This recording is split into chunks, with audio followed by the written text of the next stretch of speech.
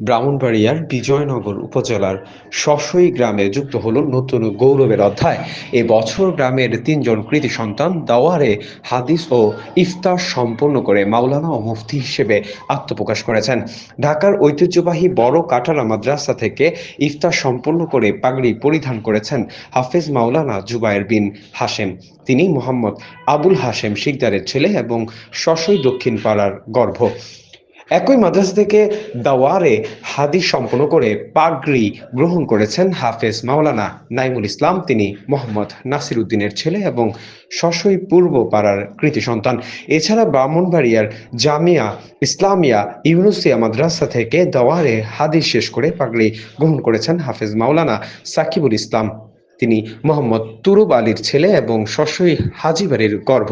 তিনজনের সাফল্য পরিবার, শিক্ষক ও এলাকাবাসীর মাঝে আনন্দ ও গর্বের আবহাওয়া বিরাজ করছে।